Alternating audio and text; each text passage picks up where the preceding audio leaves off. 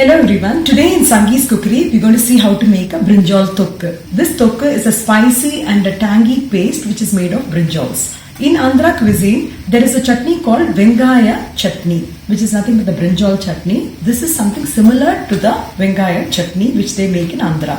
This is a very tasty dish. Even the people who do not like the brinjals will definitely like it if you prepare it in this way. So let's go on to the recipe. I've cut the brinjal into small pieces and I've soaked it in water. 3 tomatoes finely chopped. Take a small lemon size tamarind soaked in hot water. 8 to 9 small onions finely chopped. Hing or asafoetida. Chili powder 1 teaspoon. Pepper powder half teaspoon. Jeera powder half teaspoon. Turmeric powder half teaspoon. 1 spoon of dhania powder. Jeera 1 teaspoon. Urad dal 1 teaspoon. Mustard seeds 1 teaspoon. Kashmiri chili powder half teaspoon. Salt as per taste. Some coriander leaves, some jaggery, green chilies around 5 to 6 chopped into pieces, some curry leaves, 4 to 5 cloves of garlic cut into small pieces. Gingery oil required for frying. 1 tablespoon of sesame seeds and 1 tablespoon of groundnuts. First you're going to heat up the pan and I'm going to dry roast 1 tablespoon of groundnuts and 1 tablespoon of sesame seeds. Now you can see the sesame seeds have begun to splutter and it is also turned brown in color. At this stage I am going to switch off the gas and I'll transfer this to the plate and allow it to cool. I am adding 2 to 3 teaspoons of gingery oil. First I am going to add the small onions.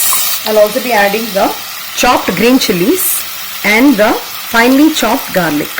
Be adding some salt and let it cook for a few minutes. I'll be adding some curry leaves at this stage and the remaining I'll be adding at the time of seasoning. So once the onions have got nicely fried, I'm just going to add the chopped tomatoes.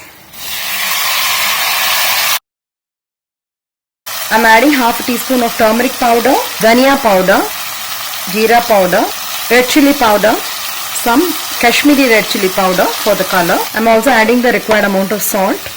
Now you can see that the tomatoes have become soft and mushy. At this stage, I'll be adding in the chopped brinjal.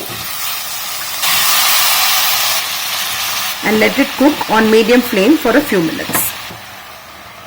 The roasted peanuts and the sesame seeds I have added in the mixie. I have actually peeled the skin of the groundnuts after frying it and I'm going to powder this nicely. I'm adding the tamarind pulp. Now I'm just going to add some water and we're going to pressure cook this for about 5 to 6 whistles.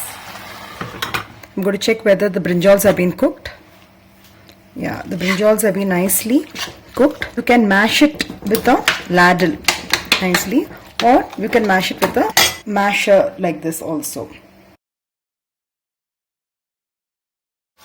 A little bit of jaggery powder, this will balance the taste. I'm also adding the powder of the roasted til and the roasted groundnuts.